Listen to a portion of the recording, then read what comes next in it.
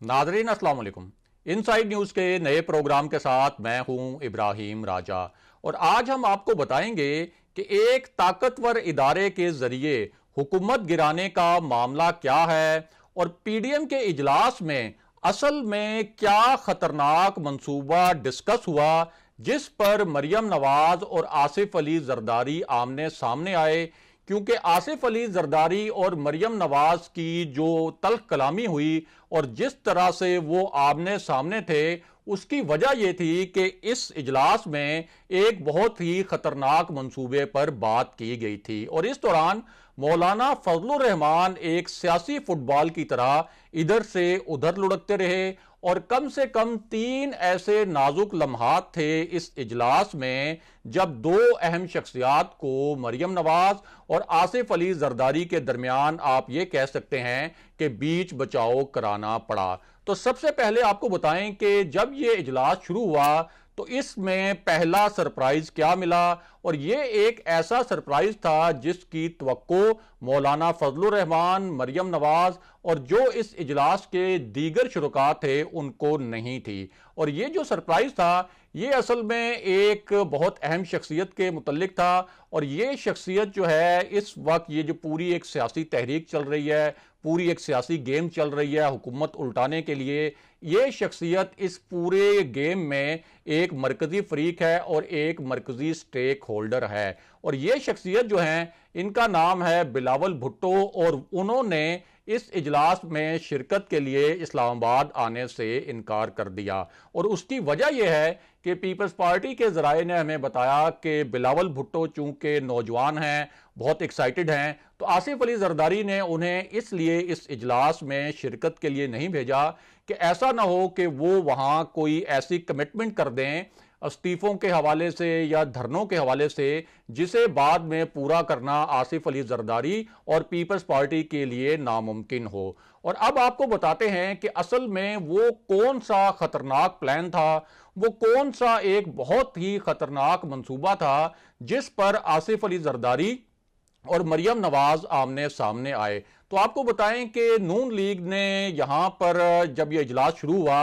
तो एक मंसूबा और उसके मुतल्लिक कुछ तजावीज़ तैयार कर रखी थी और आसिफ अली जरदारी को आप कह सकते हैं कि एक तरह से सियासी तौर पर ब्लैकमेल करने की भी कोशिश की गई और उनके सामने दो ऐसे ऑप्शन रखे गए जिनके बारे में पहले ही ये अंदाजा था कि आसिफ अली जरदारी इन ऑप्शन में से किसी एक ऑप्शन को भी नहीं मानेंगे और इनमें से एक ऑप्शन तो इंतहाई खतरनाक था। और वो ऑप्शन ये रखा गया आसिफ अली जरदारी की सामने कि जब लॉन्ग मार्च होगा तो ये लॉन्ग मार्च में कम से कम 25,000 जो शुरका हैं वो इस्लामाबाद से इकट्ठे किए जाएंगे ताकि जब ये लॉन्ग मार्च इसको तवालत दी जाए, इसको प्रोलॉन्ग किया जाए तो कम से कम वो 25,000 की प्रेजेंस जो इस्लामाबाद और इस्लामाबाद के नवाही इलाकों से कारकुन आएंगे वो तो फैजाबाद मौजूद रहें और इसी तरह कोई 25,000 कारकुन जो हैं कम से कम वो दीगर इलाकों से ऐसे हों जो फैजाबाद के मकाम पर इकट्ठे हों। और उसके बाद फैजाबाद जो एक ऐसा मकाम है जहां से किसी भी वक्त लॉन्ग मार्च को इस्लामाबाद के रेड जोन की जानिब भी मोड़ा जा सकता है और जीएचक्यू की जानिब भी मोड़ा जा सकता है। तो तजवीज़ ये रखी गई और ऑप्शन ये रखा गया कि फैजाबाद में आकर मौलाना फजलुर रहमान एक धुआंधार खिताब करेंगे। उस खिताब में वो अपने 3 मुतालबात सामने रखेंगे, हुकूमत के सामने भी और जो पाकिस्तान के ताकतवर इदारे हैं यानी पाकिस्तान की जो इस्टेब्लिशमेंट है उनके सामने भी। और जब वो मुतालबात के लिए एक वक्त दिया जाएगा 1, 2 या 3 दिन का और वो मुतालबात अगर पूरे ना हुए और अपोजिशन के बकौल और पीडीएम के बकौल अगर इस्टेब्लिशमेंट ने यह तासुर ना दिया या इस्टेब्लिशमेंट ने यह बावर ना कराया कि वो मुकम्मल तौर पर गैर जानिबदार है तो फिर इस पूरे लॉन्ग मार्च का रुख जीएचक्यू की जानिब मोड़ा जाए और वहां फिर एक गैर मुय्यना मुद्दत का धरना दिया जाए। अब इस पर आसिफ अली जरदारी ने जो जवाब दिया वो बड़ा दिलचस्प था। एक तो उन्होंने कहा कि अगर हम लॉन्ग मार्च के लिए तैयार होते भी हैं तो एक बात तो बड़ी साफ वाज़ेह है कि हम 1 या 2 दिन के लिए लॉन्ग मार्च में शरीक हो सकते हैं, यानी 30 मार्च से ऑनवर्ड 31 मार्च और 1 अप्रैल तक, क्योंकि 4 अप्रैल को तो जुल्फकार अली भुट्टो की बरसी आनी है और हमें चारों नाचार वापस आना पड़ेगा। दूसरा जो उनको ऑप्शन था इस्तीफा वाला, उस पर भी बात करते हैं, लेकिन ये जो पिंडी वाला लॉन्ग मार्च था, इस पर आसिफ अली जरदारी और मरियम नवाज असल में आमने सामने आए, क्योंकि मियां नवाज शरीफ भी ये चाहते थे कि ये जो लॉन्ग मार्च है ये रावलपिंडी की जानिब और GHQ के सामने जाकर धरना दिया जाए। अब जब ये प्लान डिस्कस किया गया और आसिफ अली जरदारी को इस पर बार बार कायल करने की कोशिश की गई, तो आसिफ अली जरदारी जो हैं वो इस पर जिच हो गए और जराये के मुताबिक वहां एक ऐसी शख्सियत भी मौजूद थी, सियासी शख्सियत, जिसने आसिफ अली जरदारी की ऑडियो रिकॉर्ड करने की कोशिश भी की। आसिफ अली जरदारी ने मियां नवाज शरीफ से बड़ा ही एक दिलचस्प मुकालमा भी किया और इसको आप ये भी कह सकते हैं कि उन्होंने मियां नवाज शरीफ पर तंज के तीर भी चलाए। उन्होंने कहा कि मियां साहब ठीक है, हम GHQ की जानिब लॉन्ग मार्च करते हैं, GHQ के ऊपर जाके धरना भी दे देंगे और मैं इसको लीड भी करूंगा, लेकिन शर्त यह है कि आप आए इस्लामाबाद,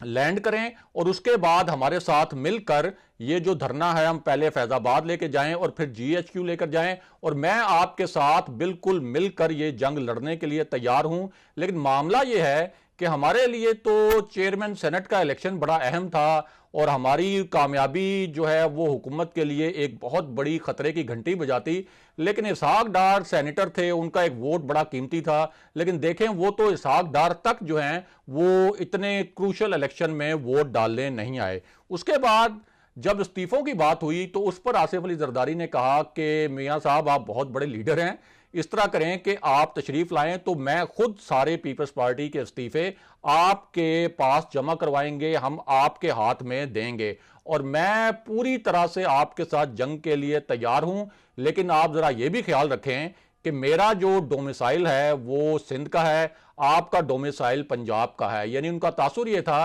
कि पंजाब के जब लीडर्स हैं वो अगर इस्टेब्लिशमेंट के खिलाफ बात करें, इस्टेब्लिशमेंट के खिलाफ कोई तहरीक चलाएं तो उनके साथ कोई ज़्यादा सख्ती नहीं की जाती, लेकिन अगर किसी और सूबे का कोई लीडर इस्टेब्लिशमेंट के खिलाफ बात कर दे या ये तासुर मिले कि वो इस्टेब्लिशमेंट के खिलाफ कोई तहरीक चला रहा है तो उसके साथ बहुत सख्ती की जाती है। उसके बाद आसिफ अली जरदारी ने एक धमकी भी दी और उन्होंने कहा कि अगर हमें ये मजबूर किया गया कि PDM के जो फैसले हैं, यानी जो मौलाना फजलुर रहमान के और मियां नवाज शरीफ के फैसले हैं, अगर इन फैसलों को पीपल्स पार्टी के ऊपर मुसल्लत करने की कोशिश की गई तो मैं बहुत वाज़े तौर पर बता रहा हूं कि पीपल्स पार्टी अपनी राहें जुदा कर लेगी और हमें मजबूर ना किया जाए, हमें उस नहज पर और उस हद तक ना पहुंचाया जाए कि जहां हम मजबूर हो जाएं कि हम PDM से अपने जो रास्ते हैं वो जुदा कर लें। इसके अलावा उन्होंने ये भी कहा कि मेरा जो तरीकाकार है वो ये है कि मैंने जाकर पहाड़ों में नहीं लड़ना कि मैं पहाड़ों में छुपकर वो रियासत के साथ लड़ूं। मेरा लड़ने का तरीकाकार यह है कि मैंने पार्लियामेंट में आकर लड़ना है। अब इस पर जब आसिफ अली जरदारी ने यह बात की तो उस दौरान मरियम नवाज का पारा हाई हो रहा था। जाहिर है कि उनके वालिद के बारे में बात हो रही थी, तो मरियम नवाज ने उस वक्त आसिफ अली जरदारी को टोक दिया और आसिफ अली जरदारी से मरियम नवाज ने कदरे खासे आप ये कह सकते हैं कि तल्ख लहजे में बात की और उस वक्त उनकी टोन भी बड़ी हाश थी। उन्होंने कहा कि आसिफ अली जरदारी साहब, जिस तरह से आप भी तो वीडियो लिंक पर ही शरीक हैं, तो मेरे वालिद जो हैं वो भी इसी तरह वीडियो लिंक पर शरीक हैं, बिलावल भुट्टो वीडियो लिंक पर शरीक हैं और मेरे वालिद ने तो यहां जेल भी काटी और जेल के अंदर उनको 2 मरतबा हार्ट अटैक भी हुआ। और अगर आप गारंटी दें, आप जमानत दें कि मियां नवाज शरीफ अगर वापस आते हैं तो उनकी जान को कोई खतरा नहीं होगा। अब इस पर आसिफ अली जरदारी भी बड़े जिद हुए क्योंकि उनको भी महसूस हुआ कि मरियम नवाज की जो टोन थी वो बड़ी हार्श थी और उनका जो लहजा था बड़ा तल्ख था। तो उन्होंने कहा कि मरियम बेटा, बात यह है कि आप अपने वालिद के हार्ट अटैक की बात कर रही हैं, उनकी सौबतों की बात कर रही हैं, आप ये कह रही हैं कि उनको जेल बर्दाश्त करनी पड़ी, तो मैं आपको बताऊं कि मैंने 14 साल जो हैं वो जेल में गुजारे हैं। अब यहां से इस मामले में एक नया और ड्रामाई मोड़ आ गया और वो मोड़ ये था कि मरियम नवाज ने आसिफ अली जरदारी को मुखातिब करते हुए कहा कि चलें, अगर आपको रावलपिंडी की जानिब लॉन्ग मार्च करने का ऑप्शन बहुत मुश्किल लगता है तो फिर आप निस्बतन एक आसान ऑप्शन अख्तियार कर लें, और वो ऑप्शन ये है कि आप JUI, मुस्लिम लीग नून और PDM की जो दीगर जमातें हैं इनके साथ मिलकर पार्लियामेंट से इस्तीफे दें। अब इस पर आसिफ अली जरदारी का जो जवाब था उसके दो नुकात बहुत दिलचस्प थे। उनका एक नुक्ता तो यह था कि हमने ये फैसला किया था कि PDM जो है वो पार्लियामेंट से इस्तीफे ना दे, और उसका आप रिजल्ट देखें कि जो ज़िमनी इलेक्शन हुए उसमें PDM ने किस तरह से तहरीक इंसाफ को शिकस्त से दो चार किया, और उसके बाद जो अहम तरीन सीट थी सेनेट की, जो कौमी असम्बली वाली थी, जहां से हमने यूसुफ रजा गिलानी को जितवा लिया, तो उस पर हमने वज़ीर आज़म को इतना मजबूर कर दिया, इमरान खान को, कि उन्हें एतमाद का वोट लेना पड़ा। अब पीपल्स पार्टी की सिंध में हुकूमत भी है, लेकिन उसके बावजूद अगर हम इस्तीफे दे भी दें और इस निज़ाम से बाहर निकल जाएं, तो फिर तो हम हुकूमत को गिराना तो एक तरफ, हुकूमत को कमजोर करना भी हमारे लिए नामुमकिन हो जाएगा। और दूसरा उनका नुक्ता इससे भी दिलचस्प था, और ये जो नुक्ता था ये था इलेक्शन कमीशन और हुकूमत के दरमियान जो इस वक्त महाजराई का माहौल है उसके मुतल्लिक, और जिस तरह से हुकूमत ने इलेक्शन कमीशन से उनके मेंबरान से इस्तीफे भी मांगे। तो आसिफ अली जरदारी का कहना था कि इलेक्शन कमीशन जो है ये पहली मरतबा एक बहुत ताकतवर इदारा बन चुका है, और इलेक्शन कमीशन के पास फॉरेन फंडिंग केस जो है तहरीक इंसाफ का वो बहुत मजबूत केस है, बहुत अरसे से पेंडिंग है। तो हो सकता है कि इलेक्शन कमीशन से कोई ऐसा फैसला आ जाए कि तहरीक इंसाफ की हुकूमत जो है वो अज खुद गिर जाए। लेकिन अगर हम निज़ाम से बाहर निकल गए, इस्तीफे दे दिए, तो फिर तो सवाल ही नहीं पैदा होता कि हम इस हुकूमत को गिराने की पोजीशन में आ सकें।